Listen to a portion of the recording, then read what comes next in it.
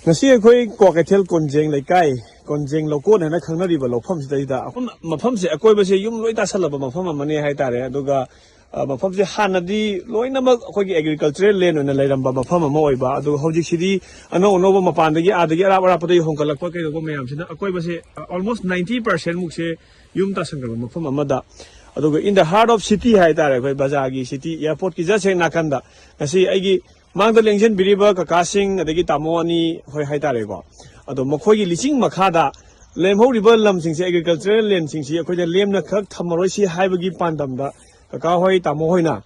mayam da anoba inot ama pibuga loina na seida akhoi hangam hundana leibiramba aduga samban ga tinga khajalaga hangam hundana hida kapna leibiramba si ubada yare go gi maikai dagi yamna harawa nungai ba phongdok jari hai tare ko do hamada kakagi ming kai ko bigem ta hari mayang lambam chawba hoi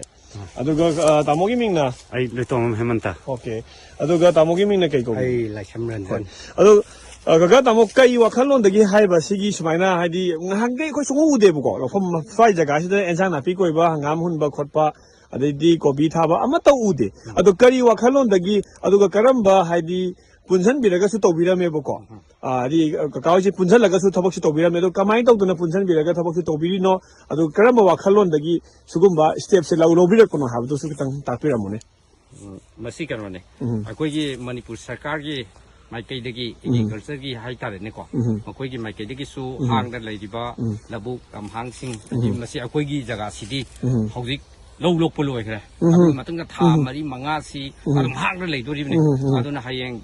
July cũng vào đây đã mua phâu lô anh đi, cái gì mà phân sẽ đâm hang nó lấy về sẽ, tôi bây giờ đã bút đi hang đây rồi, tôi sai đi hang bút đó, mà sẽ tôi su hay về sẽ green revolution mà, học đọc si hay này nó cái mình ta, cái nó lần dần cái gì nó khơi mù khơi si, tàu là cả, ngày si cái tang Taraga manga, ada di wakalol se aku kena bemba kita tara manga do, ada di sumsaga laga hoti, sida ista numit taraga marini mukti kaja le, saman khawa ne kaya sumana koi kena tahu ya, tapi aku kira wakan donda susah ada tahu biri ba,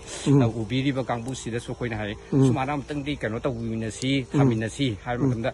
aku kira tahu koi nat hana tharo, adu ka koi raga di, cara kati aku cuma tungda adum thaminasi korsi, hari iho madi lari ba, adu na aku kira hoti hojik se khoi agu mari sina masi adi bo henda ya de ai di khoi wa pa di sa ba thap gi thang na pi simi pan tang kana kai si su si phara ga di khoi kai su sa ba ngam du ni hai bi wa khalon du dai khoi masi gi kero se jam phaje tamo du ma pan dagi tamo du mang jani se ma pan dagi khoi asi thau hai tare sana na ba sa thau si ma pan dagi lai ba thau si hai di apha bu su yawi phata bu su yawi thau phata ba brand mam su yaw hai tare ko ta seng na hangam thau sungna na ta ba hangam thau su na ta ba do hangam thau di man ba manam su kitang number mix up hai tare ado in terms of hai di crores of rupees tane ba sanga iba akoi hangam thau ma gano se bottle na lai se ko si hai di lupa crores rupees akoi ma pa do hundui ne ba aduga sugum ba gi matang da hai tare ne akoi na puthok se su ja ba pot chanara ba su oi ba aduda sumai matang ga ta mo ta kari hai di mayam da pibi ni mayam da ai visioning ba di akoi gi hang na level of something che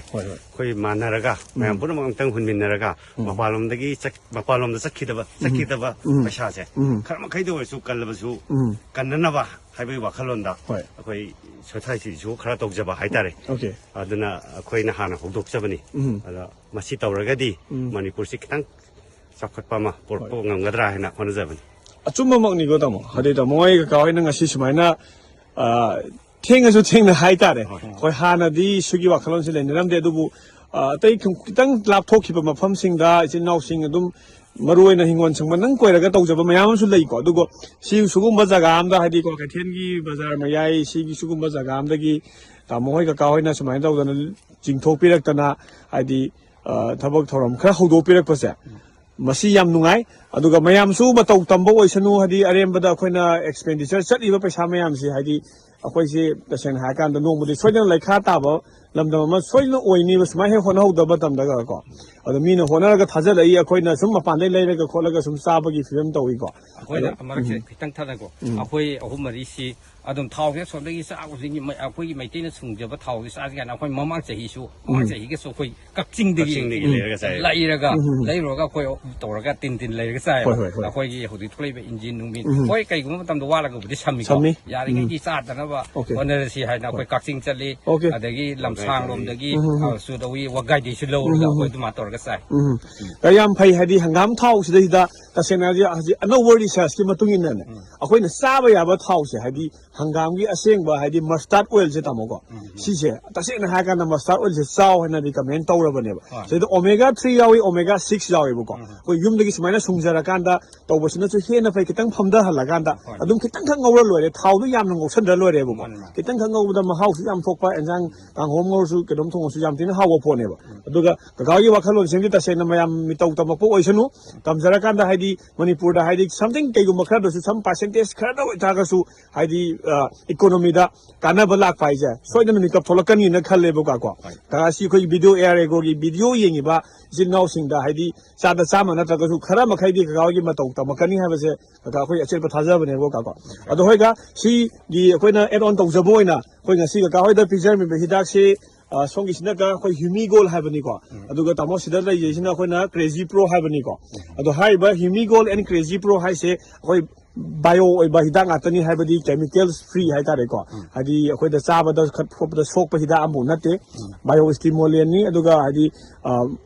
organic ꯑꯣꯏꯕ ꯄꯣꯠ ꯉꯥꯛꯇꯅꯦꯕꯀꯣ ꯑꯗꯣ ꯁꯤ ꯀꯥꯞꯄꯤꯌꯨ ꯀꯩꯒꯤꯅꯣ ꯍꯥꯏꯕ ꯃꯇꯝꯗ ꯁꯤ ꯀꯥꯞꯄꯤꯁꯤꯅ ꯑꯩꯈꯣꯏ ꯄꯥꯝꯕꯤꯁꯤ ꯍꯪꯒꯥꯝꯁꯤ ꯌꯥꯝ ꯊꯨꯅ ꯆꯥꯎꯍꯟꯕ ꯑꯃ ꯆꯪꯉꯦꯕ ꯀꯩꯒꯨꯝꯕ ꯃꯥꯒꯤ ꯃꯇꯝꯁꯤ ꯑꯩꯈꯣꯏꯅ ꯆꯥꯎꯍꯟꯗꯕꯤꯗ ꯊꯝꯕ ꯃꯇꯝꯗ ꯍꯥꯏꯗꯤ ꯉꯥꯡꯁꯤꯜꯂꯛꯇꯅ ꯑꯩꯈꯣꯏ ꯄꯣꯠꯁꯤ ꯂꯣꯛꯍꯧꯔꯣꯏꯕꯀꯣ ꯑꯗꯣ ꯃꯇꯝ ꯆꯥꯅ ꯃꯆꯤꯟꯖꯥꯛ ꯄꯤꯕ ꯍꯥꯏꯁꯦ ꯑꯩꯈꯣꯏ ꯍꯨꯟꯇꯣꯛꯑꯒ ꯌꯥꯗꯦ ꯂꯩꯕꯥꯛꯇ ꯂꯩꯔꯤꯕ ꯁꯣꯏꯜꯁꯤ ꯈꯛꯇꯅ ꯍꯥꯏꯗꯤ ꯑꯩꯈꯣꯏ ꯍꯪꯒꯥꯝ ꯆꯥꯎꯅꯤ ꯍꯥꯏꯅ ꯊꯥꯗꯣꯛꯄꯁꯨ ꯌꯥꯗꯦꯕꯀꯣ ꯑꯗꯨꯒ ꯌꯥꯝ ꯍꯦꯟꯅ ꯀꯥ ꯍꯦꯟꯅ ꯑꯩꯈꯣꯏ ꯁꯤꯗ ꯐꯔꯇꯤꯂꯥꯏꯖꯔꯁ ꯀꯩꯀꯥ ꯄꯤꯁꯟꯕꯁꯨ ꯑꯩꯈꯣꯏ ꯄꯥꯝꯗꯦ ꯑꯗꯨꯗꯨꯅ ꯑꯩꯈꯣꯏ ꯁꯤꯒꯨꯝꯕ ꯍꯥꯏꯗꯤ ꯚꯤꯇꯥꯃꯤꯟ ꯃꯃꯥꯡꯗꯁꯨ ꯃꯌꯥꯝ ꯈꯪꯈ꯭ꯔꯕꯅꯤ ꯍꯥꯏꯗꯤ ꯍ꯭ꯌꯨꯃꯤꯒꯣꯜ ꯑꯗꯒꯤꯗꯤ ꯁꯤꯒꯤ ꯀ꯭ꯔꯦꯖꯤ ꯄ꯭ꯔꯣ ꯍꯥꯏꯁꯦ ꯁꯤꯅ ꯄ꯭ꯔꯣꯇꯤꯟꯅꯤꯀꯣ ꯁꯤꯅ ꯄ꯭ꯔꯣꯇꯤꯟꯅꯤ ꯄꯥꯝꯕꯤ ꯃꯁꯥ ꯃꯎ ꯐꯅꯕ ꯍꯌꯦꯡ ꯄꯥꯝꯕꯤꯒꯤ ꯀꯩ ꯍꯥꯏꯅꯤ ꯉꯁꯥꯏꯒꯤ ꯃꯔꯨ ꯆꯪꯕꯗꯁꯨ ꯈꯦꯠꯅꯔꯛꯀꯅꯤ ꯍꯥꯏꯇꯥꯔꯦ ꯑꯗꯨꯒ ꯁꯤꯁꯤꯅ ꯑꯩꯈꯣꯏ ꯃꯔꯥꯗ ꯌꯥꯝ ꯐꯒꯠꯍꯜꯂꯦ ꯍꯥꯏꯁꯦ ꯁꯤꯗ ꯌꯦꯛꯏꯁꯦꯀꯣ ꯍꯥꯏꯗꯤ ꯃꯔꯥꯗꯒꯤ ꯃꯥꯅ ꯅ꯭ꯌꯨꯇ꯭ꯔꯤꯟ ꯆꯨꯞꯁꯟꯕ ꯏꯁꯤꯡ ꯆꯤꯡꯈꯠꯄ ꯃꯇꯝꯗ ꯌꯥꯝ ꯀꯥꯟꯅꯕ ꯄꯤꯕ ꯄꯣꯠꯅꯦꯕꯀꯣ ꯑꯗꯣ ꯀꯀꯥꯅꯉꯁꯤ ꯀꯥꯞꯄꯤꯕ ꯉꯁꯤ ꯇꯥꯡ 6ꯇ ꯀꯥꯞꯄꯝꯃꯤꯕ ꯄꯣꯠꯁꯦ 4 days ꯂꯩꯔꯀꯥꯟꯗ ꯀꯀꯥ ꯍꯣꯏ ꯔꯤꯄꯣꯔꯠ ꯁꯣꯏꯗꯅ ꯄꯤꯕꯤꯔꯛꯑꯣꯕ ꯀꯌꯥꯝ ꯆꯥꯎꯋꯤ ꯀꯌꯥꯝ ꯆꯥꯎꯗꯦ ꯑꯗꯨꯀꯣ ꯑꯗꯨꯃꯥꯏꯅ ꯇꯧꯔꯀꯥꯟꯗ ꯑꯩꯈꯣꯏ ꯐꯩ ꯐꯠꯇꯦ ꯍꯥꯏꯕꯗꯨꯒꯤ ꯔꯤꯖꯜꯗꯨꯁꯨ ꯅꯛꯄꯅꯤꯅ ꯑꯩꯈꯣꯏ ꯐꯠꯂꯥꯎ ꯂꯥꯛꯆꯔ ꯂꯧꯖꯒꯦ ꯑꯗꯨꯃꯥꯏꯅ ꯇꯧꯔꯀꯥꯟꯗ ꯑꯗꯨꯒ ꯃꯔꯨꯑꯣꯏꯅ ꯑꯩꯈꯣꯏꯅ ꯍꯪꯒꯥꯝꯗ ꯀꯀꯥ ꯈꯤꯇꯪ ꯑꯩꯅ ꯑꯃꯈꯛꯇꯪꯒ ꯍꯥꯏꯖꯅꯤꯡꯉꯦꯕꯀꯣ ꯑꯩꯈꯣꯏꯅ ꯏꯟꯊꯝꯒꯤ ꯂꯧ ꯍꯥꯏꯇꯥꯔꯦ ꯏꯟꯊꯝꯒꯤ ꯃꯅꯥ ꯃꯁꯤꯡꯁꯦ ꯁꯤꯗꯩꯗ ꯑꯩꯈꯣꯏꯅ ꯁꯤꯖꯤꯟꯅꯕꯗ ꯑꯩꯈꯣꯏꯅ ꯍꯥꯞꯀꯗꯕꯁꯦ ꯂꯥꯏꯅꯥ ꯇꯤꯟꯅꯥ ꯈꯤꯇꯪꯁꯨ ꯂꯥꯛꯀꯜꯂꯦꯕꯀꯣ ꯑꯗꯣ ꯁꯜꯐꯔꯁꯤ ꯀꯝꯄꯜꯁꯔꯤ ꯁꯤꯖꯤꯟꯅꯕꯤꯌꯨ ꯑꯦꯅꯤ ꯀꯝꯄꯅꯤꯒꯤ ꯁꯜꯐꯔ ꯑꯃ ꯁꯤꯖꯤꯟꯅꯕ ꯌꯥꯏ ꯑꯗꯨ ꯑꯩꯈꯣꯏꯗ ꯁꯤꯒꯤ ꯁꯜꯐꯔ 80%ꯁꯦ ꯁꯤꯒꯤ ꯁꯜꯐꯔ 80%ꯁꯦ ꯀꯀꯥ ꯇꯥꯃꯣ खितंग नोमनिनी मरी मंगानी लेरकांदने सिजे अखोइगी सम यूरिया खा चाइगे हाइतासु यूरिया दु तोपिरो अदगी नत्रगसु अखोइना काथोके हाइतासु इसिंग थिलकांदा आई ग्राम दो हाइजरकेबको ए हापदगे सि लौ संगमगी कनोनिको माइ 500 ग्राम से अदो सिजे थिलगा काथोक मतमदा सल्फर सिना हयेंग मरु चंगमदा खेनब लाकनी अदगी लाइना तिना फंगिसाइड हाइतारे को फाइ सुजा लाकदबदो अदगी याम खेनरकनीबको अदुग इरोइ लोरकपदा अखोइना खितंग मसामु फदनबा सिगी तरंगना हाइसे मासु अखोइगी विटामिन निको सिजी विटामिन सिना केदौनमनो हाइ कांदा तरंग सिना हयेंग मरु जे का हेना चंगनबा दो मपान हेना साननबा हदि मपान साननबगी मागी मचंदो सिदा यावि अदुगा मरु दो हेना चंगनबा सिसे मपान लामदाइ यौरे हाइबा मतमदो मपान दि थोके तौरपदो फजरानी सिजे को मपान लि थोके तौरपगांदा हाइदि हाइबा तरंग जे सोइदना सिजु कापसेबको अदो सिबा मचन खरसिना लोरे अखोइना पिजरिबा मचन खरसि दुम सेनरसि अदुगा सिजिगी रिजल्ट्स तो कयाम लैगे लैतगे दो अखोइ अमुक येंमिनरसि याम नुंगाइजरे थैंक यू ओके